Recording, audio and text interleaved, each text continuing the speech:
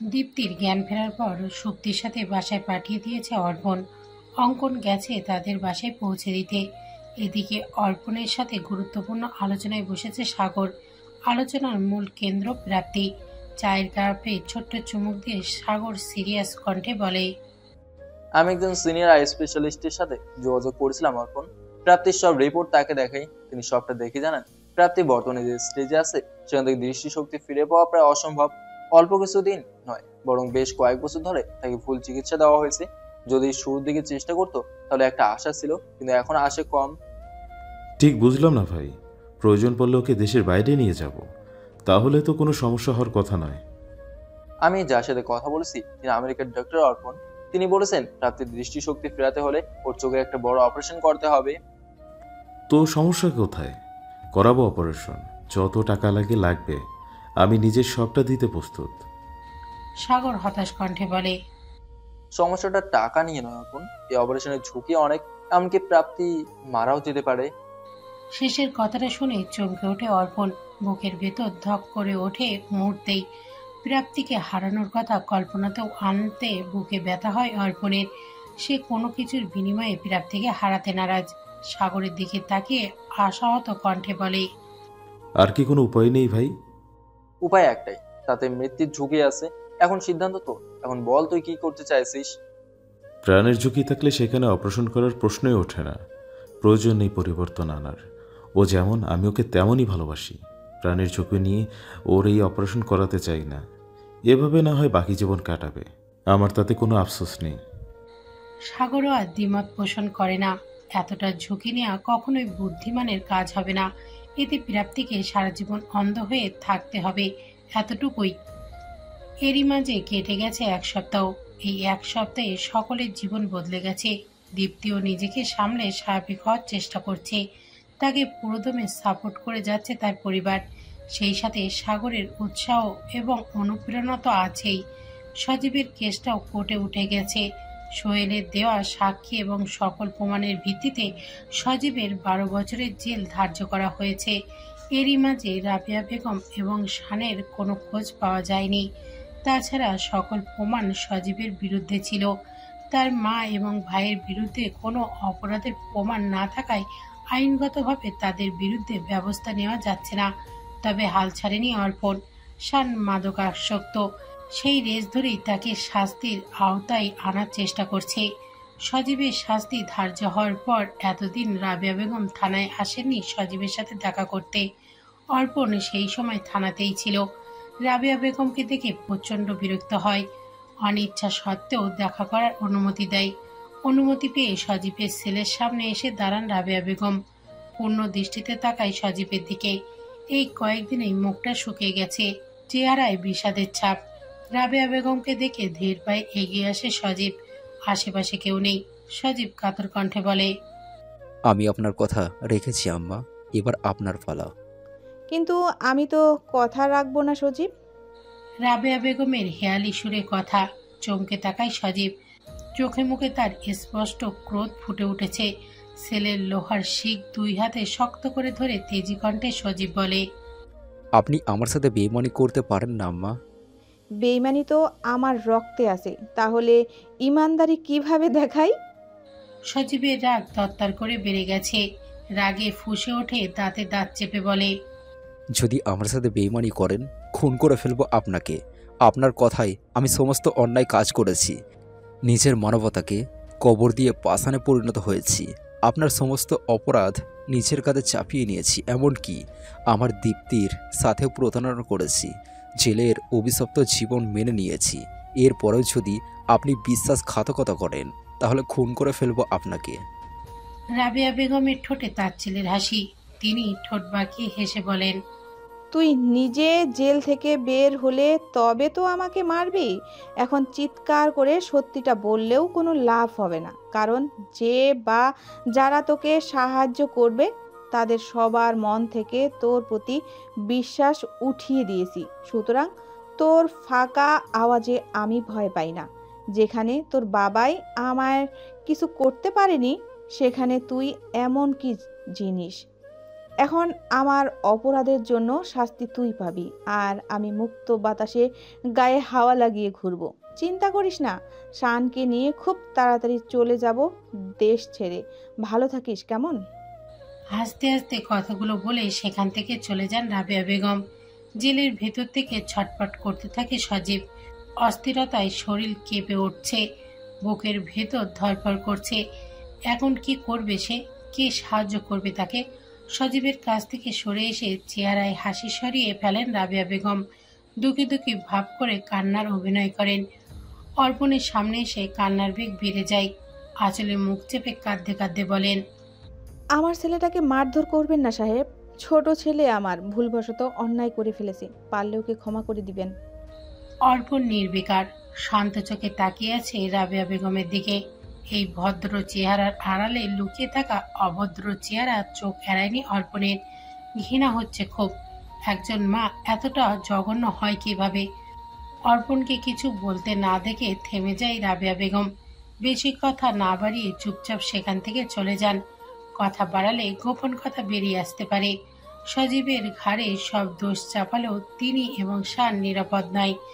তাই যত দ্রুত সম্ভব প্রস্থান করেন থানা থেকে। রাবেয়া বেগম থানার বাইরে পা রাখতেই পাশে একজন কনস্টেবলের দিকে তাকায় অর্পণ। কানে ব্লুটুথ ডিভাইস খুলতে খুলতে গম্ভীর কণ্ঠে বলে, নজর রাখো এই মহিলার উপর, তার প্রতিটা সেকেন্ডের আপডেট আমার চাই। কনস্টেবলকে আদেশ দিয়ে সোজা চলে যায় সজীবের কাছে। সজীবের ওপর নজর রাখতে গোপন সিসি ক্যামেরা এবং স্পিকার লাগিয়ে রেখেছে অর্পণ। এতক্ষণ ধরে সে ব্লুটুথে মা ছেলের সব কথাই শুনেছিল, তবে সব কথাই সন্দেহজনক লেগেছে অর্পণের কাছে। সত্যিটা জানতে আবার সজীবের মুখোমুখি হওয়ার প্রয়োজন। বুক ফুলিয়ে সেলের তালা খুলে ভেতরে ঢোকে অর্পণ। সজীব পেছন দিকে ফিরে মাটিতে বসে আছে, চুপচাপ পাথরের মতো নির্জীব হয়ে। অর্পণ পেছনে এসে টান টান হয়ে দাঁড়ায়, দুই হাত প্যান্টের পকেটে গুজে গম্ভীর কণ্ঠে বলে, আর কত অপরাধ করবে? সবসময় চোখের দেখা সত্যি হয় না, জানো তো অফিসার। জানি বলেই তোমার কাছে এসেছি। আমি সেই সত্যিটা জানতে চাই যা আমরা দেখতে পাচ্ছি না। বিশ্বাস করবে কি? সজীব মাথা ঝুঁকিয়ে রেখেই জবাব দেয়। অর্পণ ধীর পায়ে এগিয়ে যায়, পেছন থেকে সামনে গিয়ে দাঁড়ায়। ফ্লোরে সজীবের মুখোমুখি হয়ে বসে গম্ভীর কণ্ঠে বলে, তুমি আমার কলিজায় আঘাত করেছ। বিশ্বাস তো তোমাকে করা সম্ভব নয়, তবুও একটা সুযোগ দিচ্ছি। যদি প্রমাণ করতে পারো তুমি নির্দোষ, তাহলে তোমার শাস্তি কমানো হবে। শাস্তি কমাতে চাই না আমি, বরং বাড়ালে ভালো হয়। কি করব বাইরে গিয়ে? আমার যে আর নিজের বলতে কিছুই নেই, সব হারিয়ে নিঃস্ব আমি। আমার পাপ আমাকে শান্তিতে বাঁচতে দেবে না। তাহলে অন্যের দোষ নিজের ঘাড়ে নিয়েছো কেন? কি চাও আছে এর পিছনে, যা তোমার মা দেয়নি? কেন বললে সে বেইমানি করেছে? চুপ হয়ে যায় সজীব। অশ্রুতে চোখ টইটুম্বর, চোখে মুখে স্পষ্ট বিষাদ, স্বজন হারানোর বেদনা, সব মিলে এ যেন অন্য এক সজীব। অর্পণের প্রশ্ন শুনে চোখ মেলে তাকায় সজীব, নির্জীব দুর্বল চোখে চাহনি। বিষাদ মিশ্রিত কণ্ঠে বলে, এসব জানতে হলে যে লম্বা কাহিনী শুনতে হবে অফিসার। সময় হবে তোমার? নড়ে চড়ে বসে অর্পণ। যদিও সে সজীবকে পুরোপুরি বিশ্বাস করতে পারছে না, তবুও সব সত্যি সে জানতে চায়। সজীবের প্রশ্নের বিপরীতে অর্পণ সময় নিয়ে জবাব দেয়, আমি তোমার সব কথা শুনবো। এসব আমি নিজের মাকে বাঁচাতে করেছি। তোমার মা মানে রাবিয়া বেগম? না, তিনি আমার মা নন। ভুরু কুঁচকে তাকায় অর্পণ। কিছুটা অবাকও হয় বটে। মনে জেঁকে বসে একরাশ কৌতূহল। কৌতূহলী কণ্ঠে অর্পণ প্রশ্ন করে, মানে? একটা লম্বা নিঃশ্বাস ছাড়ে সজীব। নিচের দিকে দৃষ্টি রেখেই বলতে শুরু করে, আমার বাবার নাম জামিল শেখ আর মায়ের নাম সুমনা বেগম। বাবা আর মায়ের একমাত্র সন্তান ছিলাম আমি।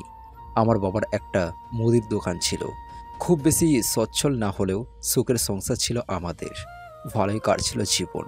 একদিন হঠাৎ করে মায়ের ছোটবেলার বান্ধবী আমাদের বাড়িতে বেড়াতে আসেন। পুরনো বান্ধবীকে পেয়ে মাও খুব খুশি হয়েছেন। তখন থেকেই আমাদের বাড়িতে তার যাতায়াত বাড়ে। একসময় বাবার সাথে সম্পর্কে জড়িয়ে পড়েন তিনি।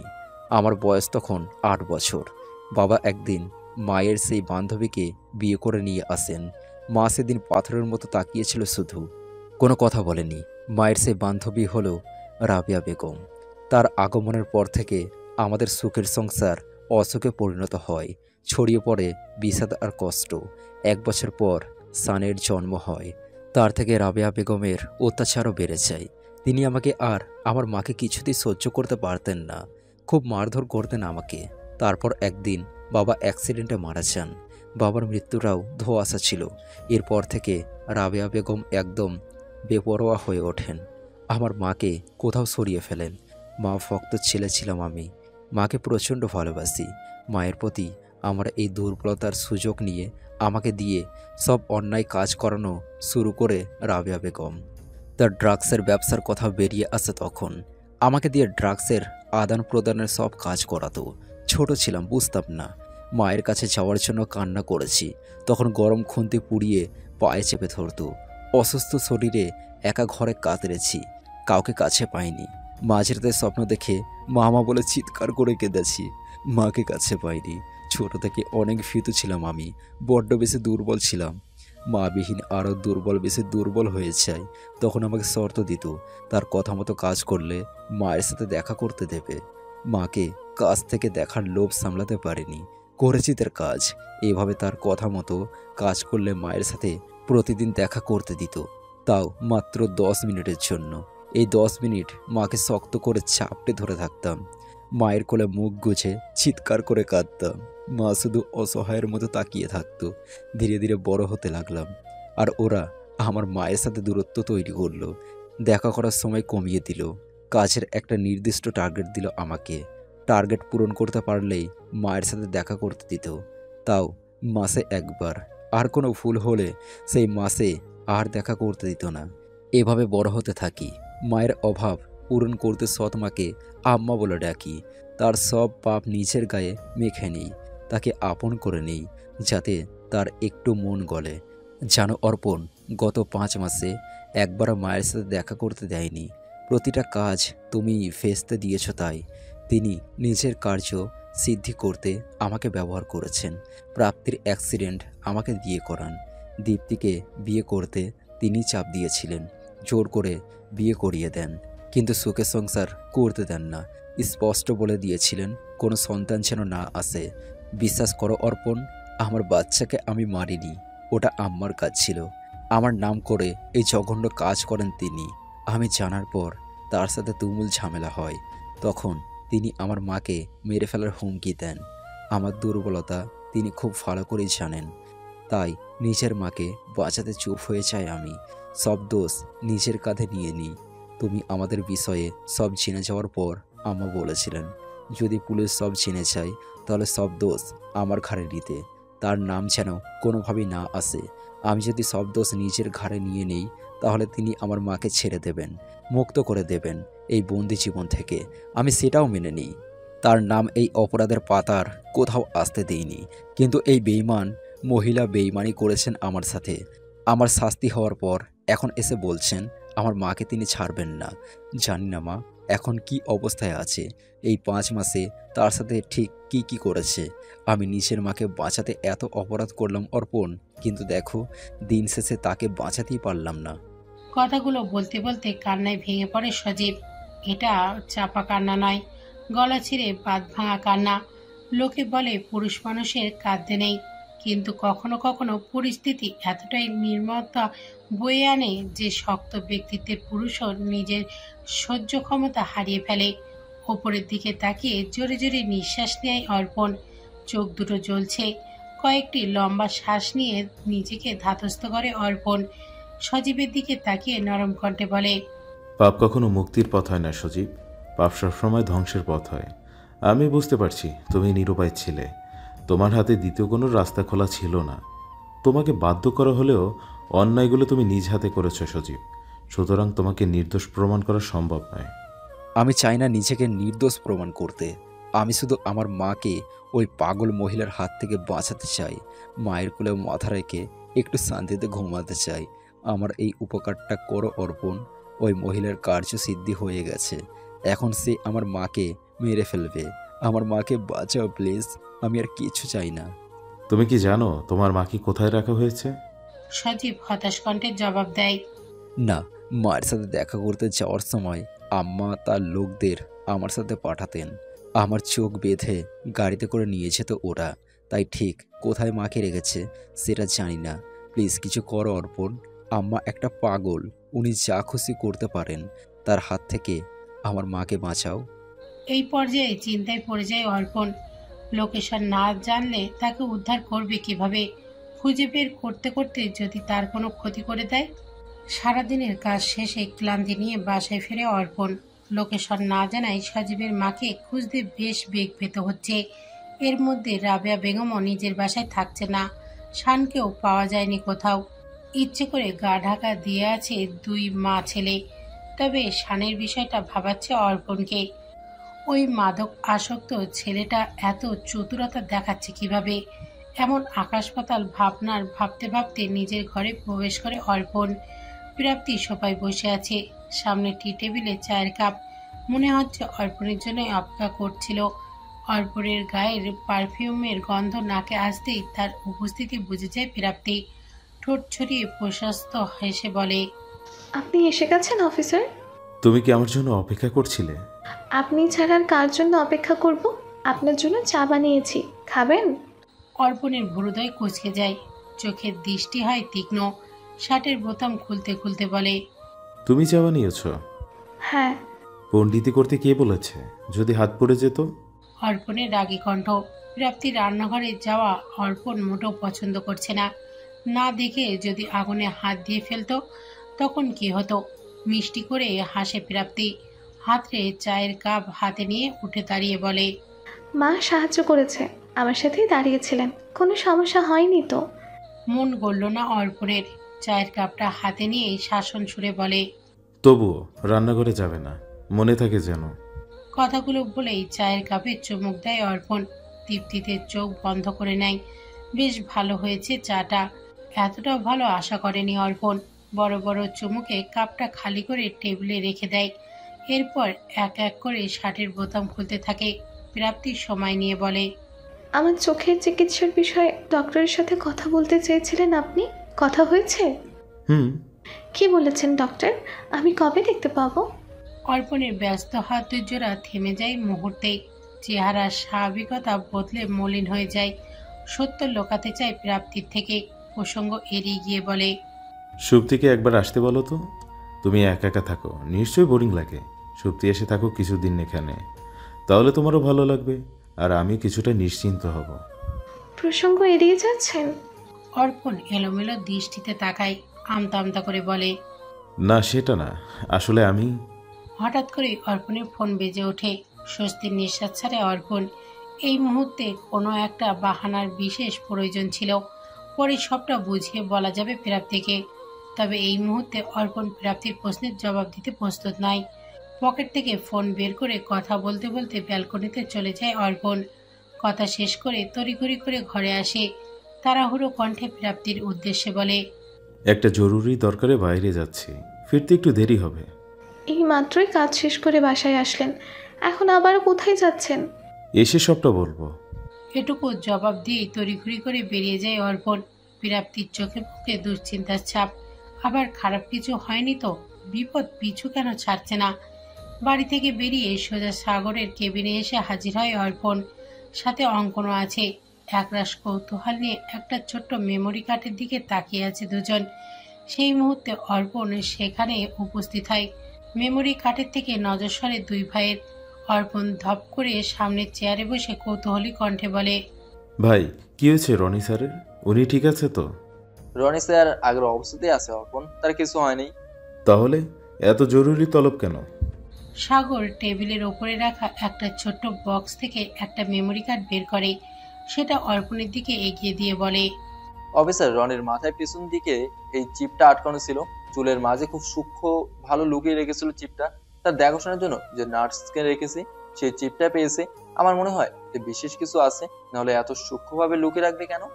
অর্পণের চোখে কৌতূহল, চোখের দৃষ্টি তীক্ষ্ণ। মেমোরি কার্ডটা হাতে নিয়ে গভীর মনোযোগ দিয়ে নেড়েচেড়ে দেখে অর্পণ। কৌতূহল জাগে মনে। নিজের ফোনে মেমোরি কার্ডটা লাগায়। একটা মাত্র ফোল্ডার আছে মেমোরিতে। ফোল্ডারটা ওপেন করতেই সেখানে 3টে ভিডিও শো করে। কৌতূহল নিয়ে একটা ভিডিও অন করে অর্পণ। ভিডিওতে একজন বয়স্ক মহিলাকে দেখা যাচ্ছে, হাত পা বেঁধে খাটের ওপর ফেলে রাখা হয়েছে, মুখটাও কাপড় দিয়ে বাঁধা। পাশ থেকে একজন মানুষের পুরুষালী কণ্ঠ শোনা যায়। রসিকতা করতে করতে লোকটা বলে, ভাগ্নে, বড্ড বেশি অবাধ্য হয়ে যাচ্ছিস দিন দিন। মায়ের কথা ভুলে গেলি নাকি? নিজের মন মার্জি চলার আগে একবার নিজের মায়ের কথা ভাব। আমার কথা না শুনলে তোর মা কিন্তু আর এই পৃথিবীতে থাকবে না। জানিসই তো আমি কেমন, আমি যা বলি তাই করি। শেষবারের মতো ওয়ার্নিং দিচ্ছি, এরপর আর ওয়ার্নিং দেব না। সোজা তোর মায়ের লাশ তোর সামনে হাজির করব। ভিডিওটা শেষ হয়ে যায়। উপস্থিত 3 ভাইয়ের কৌতূহলী চোখ বিস্ময়ে বদলে গেছে। তবে অর্পণের ভাবভঙ্গি ভিন্ন। সে ভুরু কুঁচকে তাকিয়ে আছে। ভিডিও শেষ হতেই অর্পণ চিন্তিত সুরে বলে, এই কণ্ঠটা আমার চেনা, ভীষণ চেনা। মনে হচ্ছে এই কণ্ঠের মালিক আমার পরিচিত। আমারও তাই মনে হচ্ছে ভাই, কোথাও শুনেছি এই কণ্ঠ। অঙ্কনের কৌতূহলী কণ্ঠ। সময় ব্যয় করে না অর্পণ, সাথে সাথে পরের ভিডিও অন করে। এবার যেন বিনা মেঘে বজ্রপাত ঘটে। অফিসার রনির স্ত্রী ইভাকে রেপ করার ভিডিও এটা, এবং ইভা ধর্ষণকারীর চেহারা দেখে চমকে ওঠে অর্পণ। থমকে যায় তার চোখ জোড়া। অবিশ্বাস্য চোখে তাকায় ল্যাপটপের দিকে। একই অবস্থা সাগর ও অঙ্কনেরও। সাগর অবিশ্বাস্য চোখে তাকিয়ে বলে, এটা কিভাবে সম্ভব?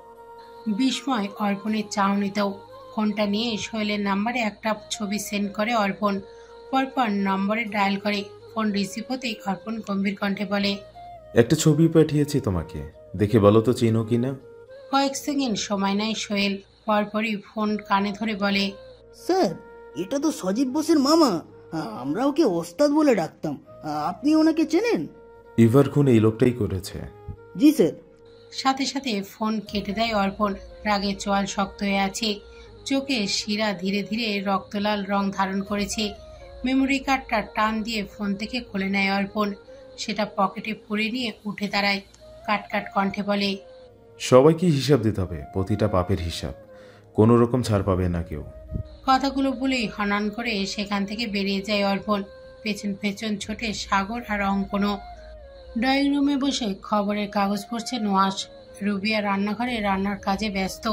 বকুলকে রান্না শেখাচ্ছে রুবিয়া। এমন সময় বাসার কলিং বেল বাজে। রুবিয়া রান্নাঘর থেকে চেঁচিয়ে বলে, কানে কি তুলো গুঁজে রেখেছো? কলিং বেল বাজাচ্ছে কেউ, দরজা কি ভূতে খুলবে? রান্নাঘর থেকে কড়া গলায় চেঁচিয়ে বলে রুবিয়া। বিরক্তি নিয়ে খবরের কাগজটা টেবিলে রাখে নোয়াস। গলা চড়িয়ে বলে, যাচ্ছি বলেই দরজার দিকে হাঁটা দেয়। যেতে যেতে বিড়বিড় করে বলে, গোলা তো নয়, যেন ফাটা বাঁশ। আপন মনে বকবক করতে করতে দরজা খুলে দেয় নোয়াস। দরজার বাইরে অর্পণ দাঁড়িয়ে আছে। চোখ মুখ শক্ত তার। কঠিন চাহনি দিয়ে নোয়াসের দিকে তাকায় অর্পণ। গম্ভীর কণ্ঠে বলে, ভেতরে আসতে দেবে না নুহাস কাকু? আরে অর্পণ, আয় ভেতরে আয়। অনেকদিন পর তোর দেখা পেলাম। তোকে তো আজকাল পাওয়াই যায় না। নোয়াসের আমোদিত কণ্ঠ শুনে তাচ্ছিল হাসে অর্পণ। নোয়াসকে পাশ কাটিয়ে ভেতরে গিয়ে বসে। সোফায় গা এলিয়ে দিয়ে গম্ভীর কণ্ঠে বলে, ইভাকে চেনো নুহাস কাকু?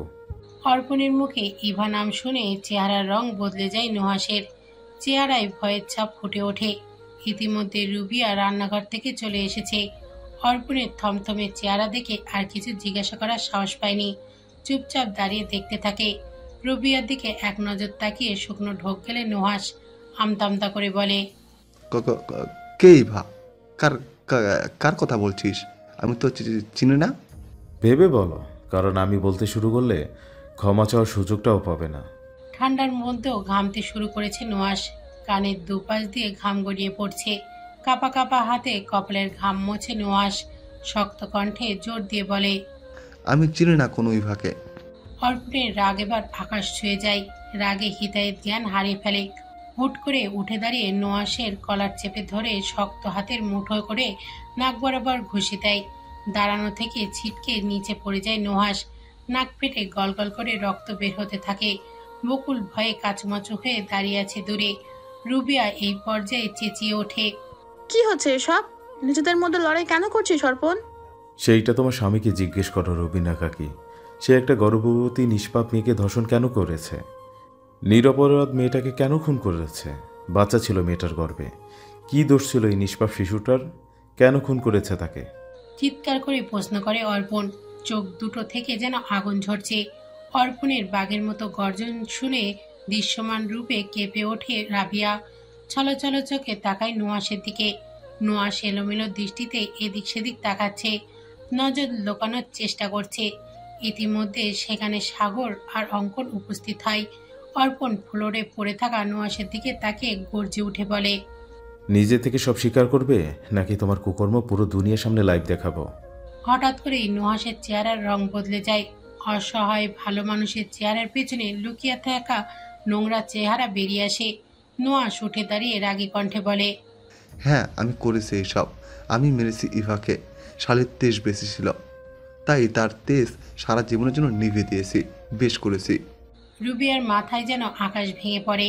এত বছর ধরে যার সাথে সংসার করেছে সে একজন চরিত্রহীন খুনি।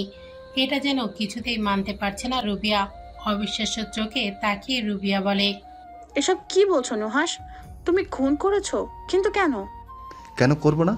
আমি আর আপা মিলে এতগুলো বছর ধরে ড্রাগসের ব্যবসা করে আসছি। একটা কাক পক্ষেও টের পায়নি। টাকার পাহাড় ছিল আমাদের, কিন্তু যেদিন থেকে ওই পুলিশ অফিসার রনি আমাদের কেসটা হাতে নিয়েছে সেদিন থেকে আমাদের ব্যবসার ক্ষতি হয়েছে। শয়তানটা ছদ্মবেশে আমাদের সাথে থেকে সব প্রমাণ জোগাড় করে ফেলেছিল, যেগুলো পুলিশের হাতে গেলে আমাদের সবার জেল নিশ্চিত। যখন বুঝতে পারি তখন ওকে আটকায়, কিন্তু শয়তানটা প্রমাণগুলো কোথাও লুকিয়ে রেখেছিল। এত মারধর করার পরও সেগুলো ফিরিয়ে দেয়নি, তাই বাধ্য হয়ে ওর বউকে তুলে নিয়ে যায়। শালা তবু প্রমাণগুলো দিতে নারাজ, তাই ওর এই চোখের সামনে ওর বউকে ধর্ষণ করি। তবে মারতে চাইনি, শুধু ধর্ষণ করতে চেয়েছিলাম। কিন্তু জামাইয়ের মতোই শালের মধ্যে ভরপুর তেজ ছিল, কিছুতেই বাগে আনতে পারছিলাম না, তাই গলা চেপে ধরে ওর তেজ কমিয়ে দিই। মরে যাবে সেটা বুঝতে পারিনি। ওকে মেরে ফেলা আমার উদ্দেশ্য ছিল না। কথার মাঝেই সশব্দে চর পড়ে নুহাসের গালে।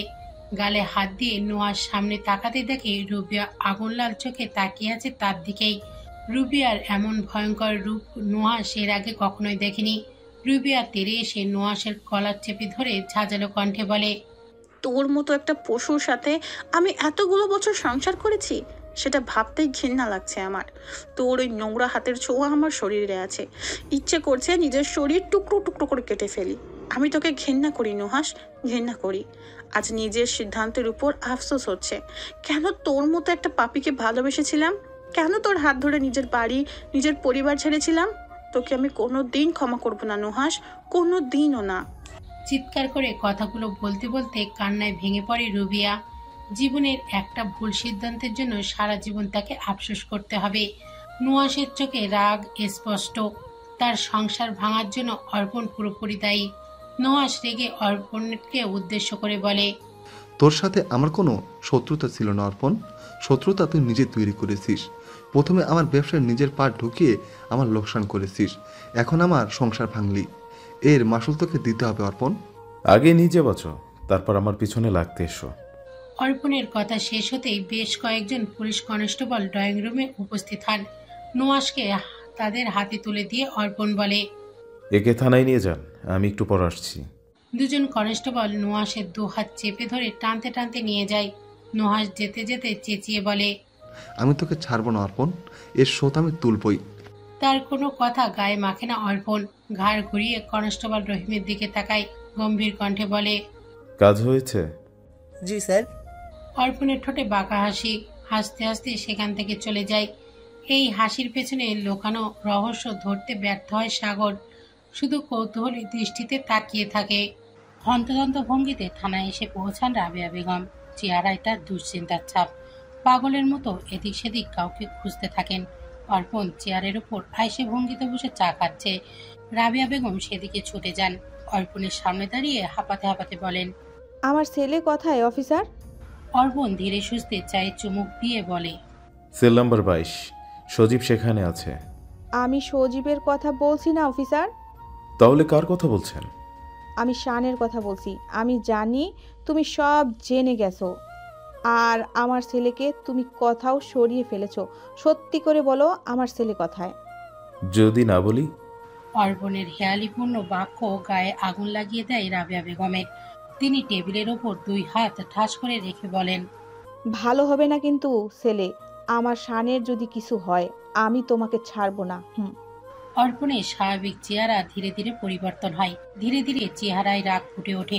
তবে নিজেকে শান্ত রাখে অর্পণ, যথাসম্ভব গম্ভীর কণ্ঠে বলে, চলুন একটা ডিল হয়ে যাক। আপনি সজীবের মাকে ছেড়ে দিন, আমিও শায়নকে ছেড়ে দেব। এক হাতে দেবেন, এক হাতে নেবেন।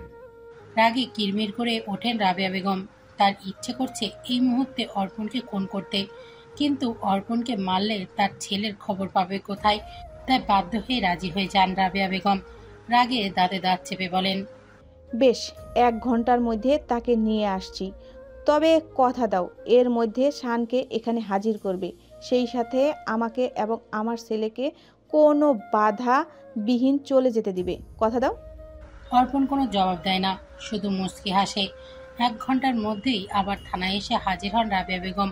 সাথে নিয়ে এসেছেন তারই বয়সী একজন মহিলাকে। হুইল চেয়ারে বসে মাথা এলিয়ে আছেন বৃদ্ধা, দেখে বোঝা যাচ্ছে তিনি অসুস্থ। হুইল চেয়ারে সজীবের মাকে নিয়ে এসে সোজা অর্পণের সামনে দাঁড়ান রাবেয়া বেগম। উৎসুক চোখে এদিক ওদিক তাকিয়ে বলে, আমার ছেলে কোথায়? এত অধৈর্য হচ্ছেন কেন? একটু অপেক্ষা করুন। এটুকু বলেই অর্পণ পাশ থেকে একজন মহিলা পুলিশকে চোখের ইশারায় কিছু বুঝালো। অর্পণের ইশারা বুঝতে পেরেই মাথা নেড়ে সম্মতি জানায় সে।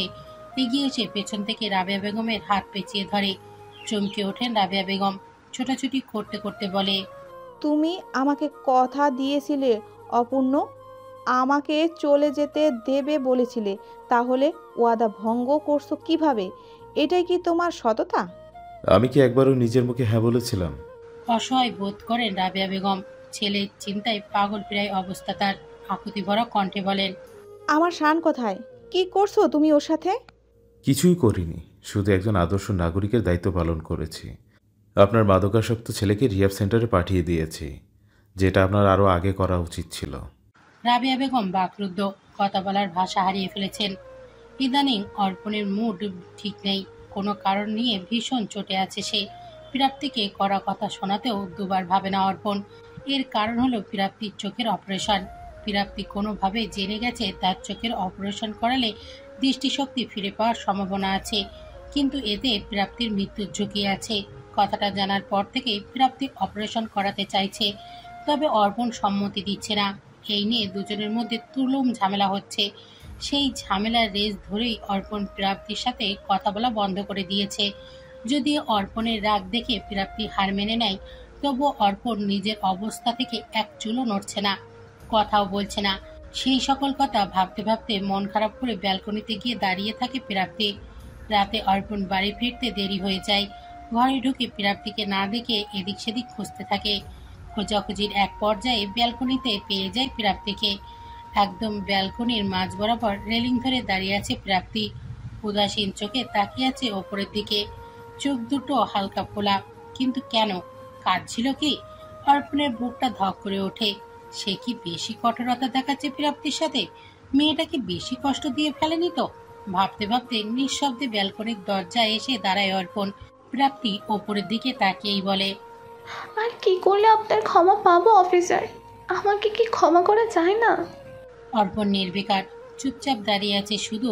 প্রাপ্তি হালকা হেসে বলে, আমার একটা বহু পুরনো ইচ্ছা আছে, পূরণ করবেন? অর্পণের কৌতূহলী কণ্ঠ। প্রাপ্তি ফের মুচকি হেসে বলে, আমি ওই দূর আকাশের পাখি হব, নিজের ছোট্ট 2টি ডানা মেলে পুরো আকাশ ঘুরে বেড়াবো। তবে কথা দিলাম, দিন শেষেই আপনার বুকেই ফিরে আসবো। দেবেন সেই স্বাধীনতা?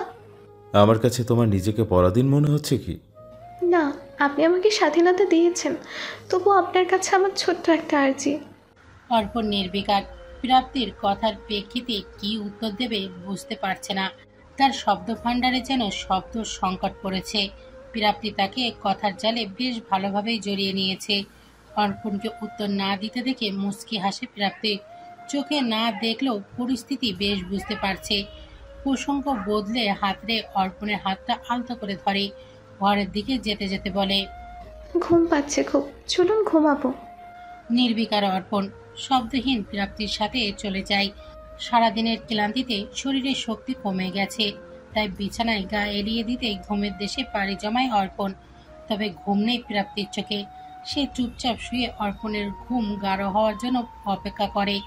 যখন বুঝতে পারে অর্পণ গভীর ঘুমে মগ্ন, তখন চোখ মেলে তাকায়, ডান কাঁধের ফিরে হাতের উপর মাথা রাখে, বাম হাত দিয়ে ছুঁয়ে দেয় অর্পণের মুখ।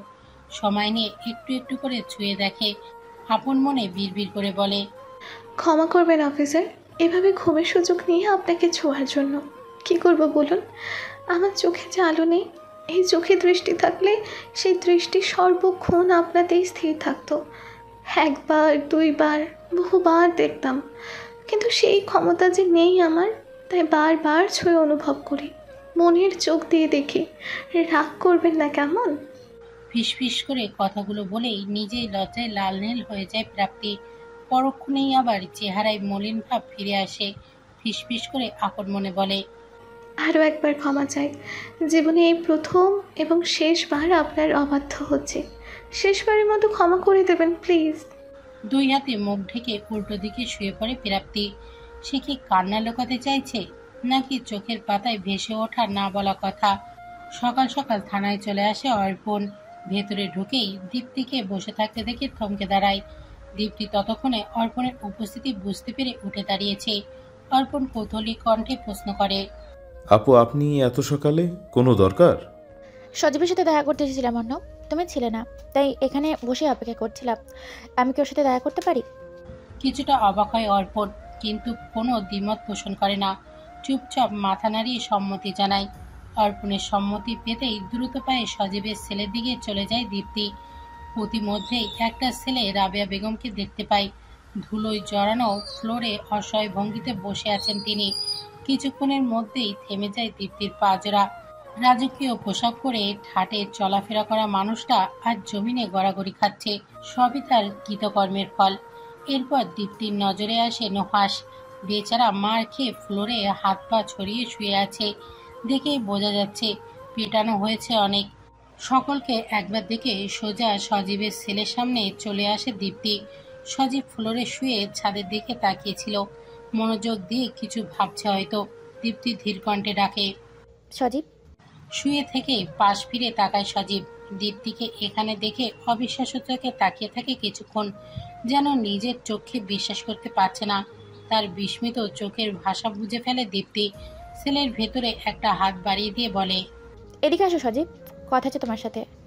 এই পর্যায়ে সজীব নিশ্চিত হয় এটা আসলেই দীপ্তি। তার চোখের ভ্রম বা মনের ভুল নয়। তড়িৎ গতিতে ছুটে আসে সজীব। দীপ্তির হাত জড়িয়ে ধরে পাগলের মতো চুমু খায়। ধরা গলায় বলে, তুমি আমাকে ক্ষমা করে দিয়েছো দীপ্তি। কিসের জন্য ক্ষমা করব, আর কেনই বা ক্ষমা করব? কম কষ্ট দিয়েছো আমাকে? সজীবের চেহারা মুহূর্তে মলিন হয়ে যায়। তাচ্ছিল্য হেসে বলে, তাই তো আমার পাপের কোনো সীমা নেই। ক্ষমা শব্দটা আমার জন্য নয়। ভাগ্যটাই যখন কালো, সেখানে আলোর আশা করাটাই ভুল। তোমার এত কথা আমি শুনতে আসিনি, শুধু এতটুকু বলতে এসেছি, জেল থেকে বেরিয়ে সোজা আমার কাছে আসবে। মার আমি অপেক্ষায় থাকবো তোমার জন্য। আমি নতুন করে বাড়িটা সাজিয়েছি সজীব, তুমি ফিরে আসার পর সংসারটা নতুন করে সাজিয়ে নিব। সজীবের চোখ থেকে টপ টপ করে অশ্রু গড়িয়ে পড়ছে। এটা দুঃখের অশ্রু নাই, এটা তো সুখের অশ্রু। দীপ্তির কথার অর্থ এটাই দাঁড়ায় যে দীপ্তি সজীবকে ক্ষমা করে দিয়েছে, আবার নতুন করে সব শুরু করতে চাইছে। সজীবের জন্য এর চেয়ে বেশি খুশি আর কিছুই নেই। সাগরের কেবিনে বসে কিছু রিপোর্ট ঘাটাঘাটি করছিল অঙ্কন। পাশেই সাগর আইসি করে চা খাচ্ছে। রিপোর্টে দেখার এক পর্যায়ে অঙ্কন সাগরকে উদ্দেশ্য করে বলে, শুনলাম দীপ্তি আপু নাকি সজীবের কাছে ফিরতে চাইছে, কথাটা জানো ভাই? অস্বাভাবিক কিছু না, এটা তো হওয়ারই ছিল। স্বামী স্ত্রী ওরা। সাগরের সহজ জবাব। মন মানে না অঙ্কনের, কোথাও একটা খাত থেকেই যাচ্ছে। নজর তুলে অঙ্কন ধীর কণ্ঠে বলে, তোমার একটা সুযোগ নেওয়া উচিত ছিল ভাই, হয়তো দীপ্তি আপুর মন বদলে যেত। চায়ের কাপে চুমুক দিতে গিয়েও থেমে যায় সাগর। বুকের ব্যথা ফের দগদগে ঘা হয়ে ফিরে আসছে। এই অসহ্য দহন আর কতকাল সইতে হবে কে জানে। কাপটা টেবিলে রেখে জানালার বাইরে দৃষ্টি নিবদ্ধ করে সাগর। উদাসীন কণ্ঠে বলে, সব প্রণয়ের গল্প সুন্দর হয় না অঙ্কন, কিছু গল্প অসমাপ্ত থাকে। আমি সেই অসমাপ্ত পথের একজন ব্যর্থ প্রতীক, দিশাহীন, কুল কিনারা বিহীন। তোমার খারাপ লাগছে না ভাই? সত্যির কোথাও বিয়ে হয়ে গেলে তোর কেমন লাগবে? সাগরের তৎক্ষণাৎ জবাবে থতমত খেয়ে যায় অঙ্কন। নজর লোকাতে মাথা নিচু করে ফেলে। সাগর হেসে বলে, আমি জানি আমার ভাইটা ওই বদমেজাজি, রাগী, বোকা, ঝগড়ে বাচ্চা মেয়েটার প্রেমে পড়ছে, কিন্তু প্রেম নিবেদন করা তোর ব্যক্তিত্বের সাথে যায় না, তাই বলতে পারছিস না। প্রসঙ্গে এড়িয়ে যাচ্ছ। যে গল্পের শেষ পাতায় বিচ্ছেদ লেখা হয়ে গেছে সেই গল্প আর নতুন করে পড়ার কিছু নেই অঙ্কন। এই কাহিনীর সমাপ্তি এখানেই। দুজনের কথার মাঝেই দরজায় এসে ঠকঠক আওয়াজ করে একজন নার্স হালকা মাথা ঢুকিয়ে বিনয়ের সাথে বলে, স্যার ওটি রেডি, আর ডাক্তার রাহুল আপনাদেরকে ডেকে পাঠিয়েছেন। উঠে দাঁড়াতে দাঁড়াতে সাগর বলে, চল অঙ্কন, সময় হয়ে গেছে। অঙ্কনের চেহারা সংকোচ বোধ স্পষ্ট ফুটে উঠেছে। একরাশ অস্বস্তি নিয়ে সে বলে, কাজটা কি ঠিক হচ্ছে ভাই? ভাইয়া জানতে পারলে কেলেঙ্কারি হয়ে যাবে। দেখা যাক কি হয়, দোয়া করি সব যেন ভালো হয়। এখন চল। অঙ্কনের চেহারায় স্পষ্ট ভয়ের আভাস। দুরু দুরু বুকে এগিয়ে যায় সাগরের সাথে। কে জানে আজ প্রাপ্তির ভাগ্যে ঠিক কি আছে। প্রাপ্তিকে অপারেশনের জন্য রেডি করানো হয়েছে। মারুফ সাহেব আর দিলারাস বেগম প্রাপ্তির 2 হাত ধরে দাঁড়িয়ে আছেন। নানান কথা বলে প্রাপ্তিকে সাহস দিচ্ছেন। মূলত তারা জানেন না যে এই অপারেশনে প্রাপ্তির মৃত্যুর ঝুঁকি আছে। প্রাপ্তি জানতে দেয়নি তাদের। সেই মুহূর্তেই সাগর আর অঙ্কনে সেখানে উপস্থিত হয়। সুপ্তি সকলের অগোচরে ফোন হাতে নিয়ে চুপচাপ বেরিয়ে যায় সেখান থেকে। সাগর প্রাপ্তির সামনে এসে দাঁড়িয়ে হেসে বলে, ভয় লাগছে? মাথা ডানে মামে নেড়ে না বোঝায় প্রাপ্তি, তবে তার ভেতরের অবস্থান ভিন্ন। সত্যি তো এটাই, প্রাপ্তি ভয় পাচ্ছে, ভীষণ ভয় পাচ্ছে। যদি অপারেশন সাকসেসফুল না হয়, যদি অপারেশন চলাকালীন সময়ে তার অন্তিমকাল ঘনিয়ে আসে, তখন কি হবে? অর্পণকে ছেড়ে সারা জীবনের জন্য চলে যেতে হবে। ভালোবাসার পরিসমাপ্তি ঘটবে। আচ্ছা, অর্পণ কি করবে তখন? তার মৃত্যু সহ্য করতে পারবে কি? ভয়ে বুকটা কেঁপে ওঠে প্রাপ্তির। নিজের জন্য নয়, বরং অর্পণের জন্য। প্রাপ্তির ভাবনায় ছেদ ঘটে নার্সের আওয়াজ শুনে। নার্স নমনীয় কণ্ঠে বলে, ম্যাম অপারেশনের সময় হয়ে গেছে, চলুন আমার সাথে। চুপচাপ নার্সের সাথে পা বাড়ায় প্রাপ্তি। 2 কদম এগিয়ে থেমে যায়। সামনের দিকে তাকিয়ে সাগরকে উদ্দেশ্য করে বলে, আমার একটা কাজ করে দিতে পারবেন ভাইয়া? কি কাজ? সাগরের কৌতূহলী প্রশ্ন। প্রাপ্তি তার হাতের মুঠো থেকে একটা কাগজ বের করে দেয়। সাগর সেটা হাতে নিতেই প্রাপ্তি বলে, এটা অর্পণকে দেবেন প্লিজ, ব্যাস এটুকুই। নার্সের তাগাদায় বেশি দেরি করতে পারে না প্রাপ্তি। সেই মুহূর্তে অপারেশন থিয়েটারের উদ্দেশ্যে রওনা হয়।